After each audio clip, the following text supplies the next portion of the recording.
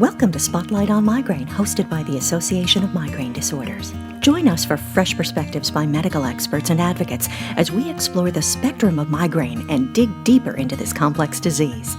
This episode is brought to you in part by our generous sponsors, Amgen and Novartis.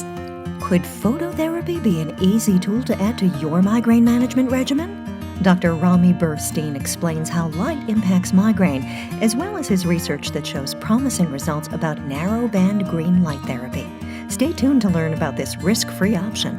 Since 2015, Amgen and Novartis have been working together to develop pioneering therapies in Alzheimer's disease and migraine. Together, Amgen and Novartis share in a mission to fight migraine and the stereotypes and misconceptions surrounding this debilitating disease. Hello and welcome to Spotlight on Migraine. I'm your host, Molly O'Brien. Today we're taking a closer look at light sensitivity and how different types of light can impact migraine. I'd like to welcome our guest, Dr. Rami Burstein.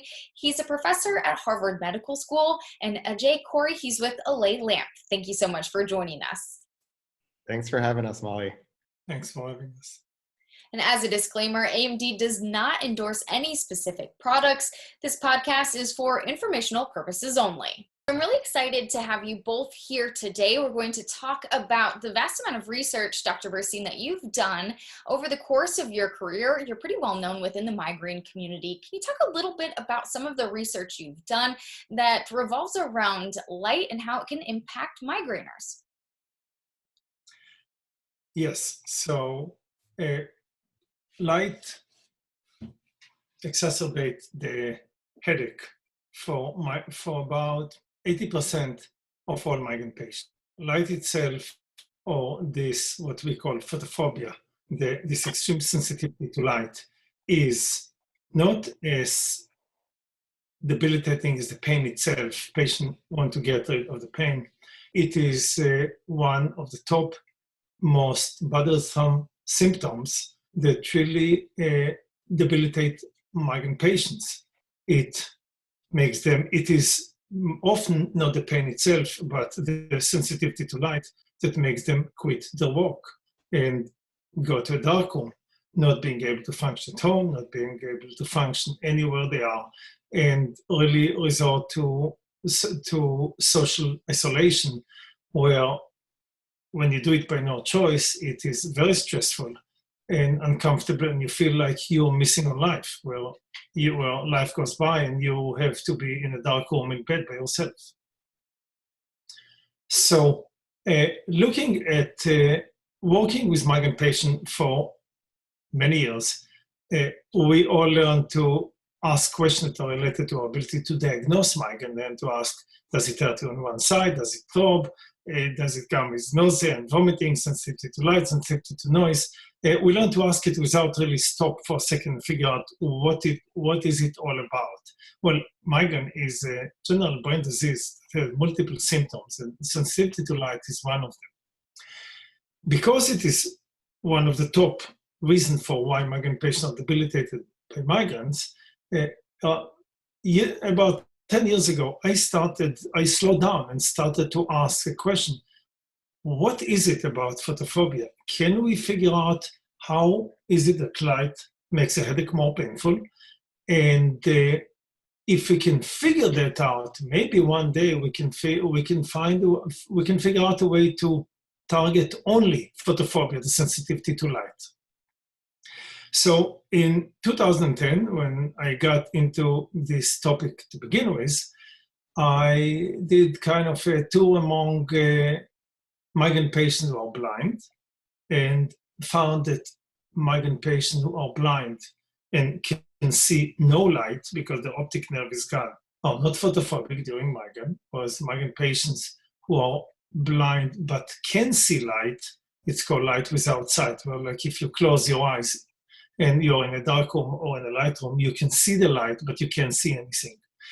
These migraine patients do suffer from photophobia. Light makes their headache more painful. And along this study, what we discovered was that it is really on cloudy days, snowy days, that the light bothers them more often. And in these cloudy days, just the physics suggests to us that the light tend to be more on a blue family of light. it took us a while to understand why blue light makes the headache more painful in blind migraine patients, which led us to the first discovery of a pathway that originates in the eye and goes through part of the brain that's called the thalamus, where pain signals that are activated during migraine converge on visual signals, on visual pathways that come from the retina and go to the visual cortex. And it is along this crosstalk between the pain pathways of migraine and the visual pathways that come from the eye that light can modulate or can facilitate activity of neurons that are activated during migraine and make the headache more painful. This study was, the attractive part about the study was that it was done on blind migraine patients. Nobody studied them before. What we learned was a lot, but the most important part of this study was the fact that it brought to our attention the possibility that color plays a role in migraine type photophobia. So we launched a large study in 2012 where we tried to figure out whether different colors of light have different effects on migraine type photophobia. We exposed migraine patients to different colors of light, and the bottom line was the following. Blue, we found that blue and red lights make the headache most painful. Amber and regular room light make the headache painful, but not as painful as blue and red. And to our surprise, green light actually made the headache less painful. Not only it made the headache less painful, but it also decreased throbbing and shrunk the area of the headache. If it was in the front and the back, it only moved to the back, or only to the front. It slowly began to shrink it. As we moved along to try to explain this finding, we found that that green light generates a smaller electrical signal in the retina, in the human eye, which means that the electrical signal that the eye sends to the brain is smaller in response to green light than in response to any other color of light.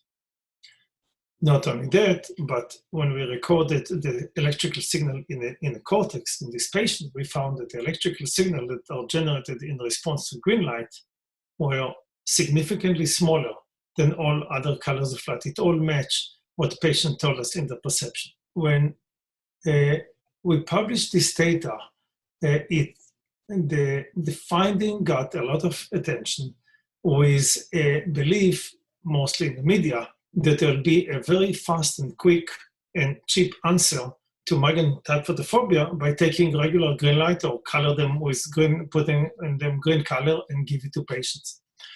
When I said the BBC, which was the first one to jump on that is not the case, they virtually wanted to turn off the microphone and move on, because at that point it was not that attractive that they could tell patient to run and get green lights and use it. Can you tell us a little bit more about the green light and the work that you've done with that? Again, multiple studies that you've worked on, multiple research efforts that you've done in that behalf, as we focus on that green light and how it can affect patients, as well as, can you tell us if the certain brightness of lights matters? The main goal was to allow migraine patients to continue to function in an environment where they can see enough to read, write, socialize, continue to work. If they are psychiatrists, treat a patient. If they are physical therapists, treat a patient. Whatever, to continue to do what they do without going through the experience of having any source of light making their headache more painful. The green light that we use, which is a narrow band of green light that really escape an ability of the eye to escape the ability of photoreceptors in the human retina that respond to blue and red to be activated. So it only leaves the green receptor active, appear to create this environment where you can see. Basically, your cortex believes it's the dark, but you can see. And so that was the solution to photophobia. The green light give them a solution. Patients who come to the room within 5 minutes would say that they would rather be in the green room than in a dark room, that the green light does not bother them, and that they don't feel isolated. This was the main goal of everything that we started. What we did not anticipate is that the headache will get better, will decrease in intensity, which it does in a large number of cases. And maybe the other two most surprising findings that we had was that almost unanimously, they describe green light as calming, soothing, relaxing. And after enough time in green light, they talk about the fact that their anxiety gave way to feeling calm, and their irritability gave way to feeling relaxed. And so this is a whole transition from negative effect to positive effect. In addition, they begin to talk about cognitive clearance, where they speak faster, so migraine patients most often have a hard time to come up with the right word. They want to say today is Tuesday, and they cannot come up with the word Tuesday. Or they come up with the word Tuesday and it doesn't come out right. After several hours in the green light, they talk faster. They say that they have a much easier time to find the right words and to say it correctly. So what it teaches us is that the green light really is a non-invasive phototherapy. It calms down cortical activity, mostly the cortex. These are the findings that we did not predict, we did not expect. We didn't think that this is where green light will go. Where did it start that green light is associated with more relaxing and calming effect? We really don't know whether it comes from the past, from evolution, from wherever. But the surprising part is that when I start talking to other experts, like ophthalmologists, and I said to them, guess what I found? Before I tell them, they already tell me, you found the green light is coming. And said, how do you know? I said, because when we do eye exams in our patients who are sensitive to light because of eye diseases, we only use the green lamp because everything else is more painful to them. They can't handle it. So among people who really spend their life with color, it is almost a common knowledge that the green light is associated with soothing, calming, relaxing. It's just that nobody put it together until we came up with this observation and then took it into the science of why is it that it is this particular narrowband of green light. What happens if we move it a little bit to the right and a little bit to the left of a human visible spectrum? Why does it get worse so quickly? The science behind it is fascinating, and it all makes sense. The beautiful part about it is that everything makes sense. And it really does seem like you took all of the pieces, the common sense pieces, molded them together, put them into the perfect puzzle, and now here we are. You have the research to back you up, and now we can move forward. So do you feel like your research has translated well into therapeutic work? The first light bulb that I used cost $50,000. Oh. And it is because it is a light that is approved by the FDA for diagnosis of different retinal diseases. Once things need an approval of the FDA, by definition, you need to spend many, many millions of dollars to go through the testing, and it becomes more expensive. It is how research works, and it's one of the reasons why the gap between a discovery in research and the way to go into patient takes generations, many, many years, not 3 years. Basically, if you put it together, we discovered the effect of the green light in 2016, and 4 years later, we are in a market with a light bulb that costs just about $200 or a little bit less. I would love to hear, because there is so much research behind it, Dr. Burstein, that you have put into this many, many years of research. Would love to hear how, Ajay, you took that and kind of translated it into a product that people can use, but also just the idea on how you move forward with something as simple as a green light bulb, but making it available for people to use that doesn't cost $50,000.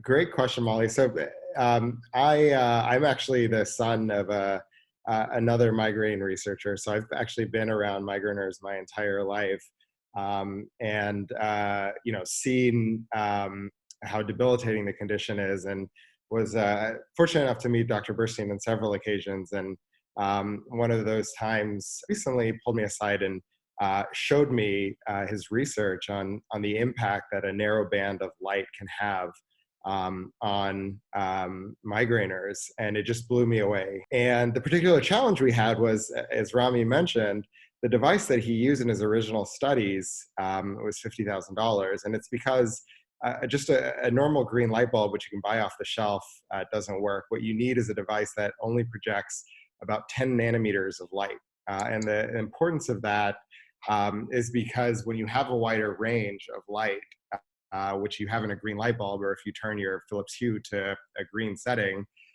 you're essentially also hitting the blue and yellow receptors in your eye, which Rami talks about being extremely aggravating to someone having a migraine. So you have to have such a narrow band of light that you're only activating green and not activating blue or yellow at all. And those type of devices are very precise, and very few of them exist in the world. One of them up at the lab at Harvard, which was used for the studies. I have been lucky to start a couple companies in the past, and through those connections, we're able to actually find our way to the largest LED manufacturer in the country, who happens to also be someone who truly cares about improving well-being of people. He designed all the lights in the in the space station, and he has I think about 200 patents to his name, most of them dealing with helping improve human health. So it just was very fortuitous that he also was very interested in helping bring something to market that could potentially help millions of people, especially people who have migraines who have suffered enough. And he was able to essentially engineer an LED that only displays that 10 nanometers of light, and produce a device in a consumer friendly application that leverages those LEDs. So what we ended up building is the Olay lamp. And this device, even though it's portable and people love being able to take it around from place to place, actually has 34 separate of these very, very specific LEDs in it. That's awesome. If you turn it sideways, we can actually see the green in it. That is incredible. And what a backstory too. It sounds like working connections. Again, the pieces kind of came together to make this all happen in just the right organic kind of way, which is really exciting. Can we talk a little bit about the practical use of green light? Obviously, all migraine patients are different. We all have and experience our attacks differently. So when we're using green light, if it interests migraine patients, are there any standards or recommendations, dosages? Thank you for asking. Everything that we learn is that other lights will neutralize the effect of the green light. You really want to use it in a room where it is the only source of light. So we did not develop it to allow you to use computers, television, iPhones. It will take us another generation or two together. We develop it to allow you not to be in a total darkness where you cannot function. We are aware of the fact that that there is an issue with the fact that the green light, that you will not have the same benefit if you continue to use your computer and watch television, because of the blue light and the red light there will neutralize it right away. There is no medicine in human history doesn't matter how expensive it costs, that help 100% of the patients. It just doesn't happen. Clearly, the LA lamp and the green light are not going to help every migraine patient. Will it help the majority of them? Yes, it will. Will it help all of them? No, it will not help all of them. Why should they try it? Because you don't put any chemicals in your body, because everything that we do in medicine is based on a simple equation of risk-benefit ratio. If the benefit outweighs the risk, we do it. If the risk outweighs the benefit, we don't do it. Using the LA lamp has zero risk and only potential for benefit. So there are several ways to use it. I think that the most practical way is not to look at it directly, to turn it to a maximal brightness and to put it on a high shelf behind you, or if you can mount it to the ceiling, it's even better, because when you mount it to the ceiling, it brights up the entire room to give you enough light to see anything, to read books, to see people, to talk to them, to put your kids to sleep, to cook, to clean, to bathe, to do anything, to continue to work. And the experience that we have now, which is not the end of the story, but this is as long as we studied it, letting patients spend 2 hours with it, give them the best chance of getting good benefits. If they spend way less time than 30 minutes or 60 minutes, they will begin to see benefits, but they will not reach the maximum that we see. We don't know if spending more than 2 hours is even more beneficial because we didn't study it. But we know now that not looking at it directly and spending at least 2 hours in it is critical. Do you find that the green light can help patients in acute treatment or preventative treatment? And again, are there any recommendations in terms of when to use green light? It helps migraine in the acute phase of a migraine attack, that the effect can outlast the exposure to the green light for a certain amount of time, which we don't have enough data to put together for a large group of patients. Regarding prophylactic, whether it can prevent a migraine attack, that is something that patient will tell us as they use it, and we will get their testimonies. We don't have, it's where our knowledge ends. We haven't done the studies, and we don't have the answer. We don't have the data to answer your question. You mentioned before that there aren't really any risks associated with using green light therapy. I'm wondering, a lot of migraine medications and treatments, they're not safe to use on pregnant women and not necessarily safe for children either. I don't know if you've included this in any of your research, but I'm wondering if green light therapy could be appropriate for pregnant women. Sure, there's no risk at looking at green light when you're pregnant. Yes, children, as you know, there are very few studies that got FDA approval for medication for migraine that are approved for adults for many reasons. A lot of them are financial. So using green light, which does not need an FDA approval, makes a lot of sense. It's exciting to continue to hear about new research happening and, of course, new products. We've seen a lot of new therapeutics being developed just over the past 2 years. So it is really exciting to see new products come to market because, as you said, it's a long process to get them there. So, Dr. Burstein, before we let you go, I can't let you leave here without asking. A couple years ago, you were one to throw out the first pitch at a Red Sox game.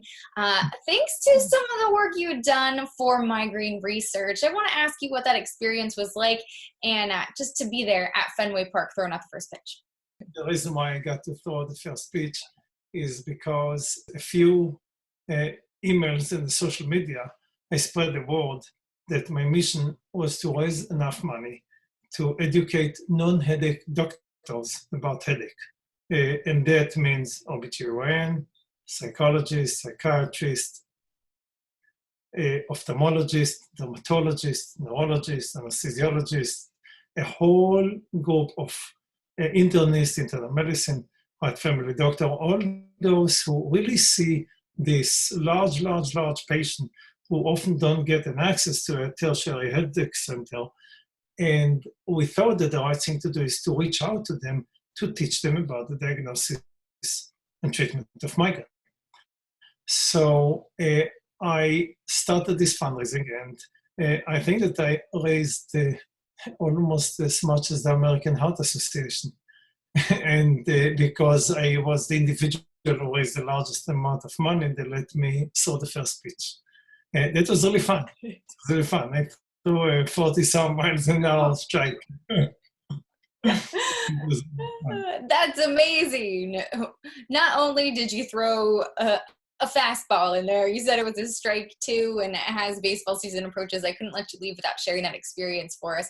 And most importantly, the large amount of money you raise to continue educating non-headache doctors just how important it is to help their patients and to really educate them about migraine, which is so important. And I think we really know that here. If you're listening at home, a big thanks goes out to you. And that wraps up our episode of Spotlight on Migraine. I'd like to thank our guests, Dr. Rami Burstein and Ajay Corey with the Lay Lamp. If you want more information on migraine, you can head over to migrainedisorders.org. Until next time, I'm Molly O'Brien. Thank you for tuning into Spotlight on Migraine. For more information on migraine disease, please visit migrainedisorders.org.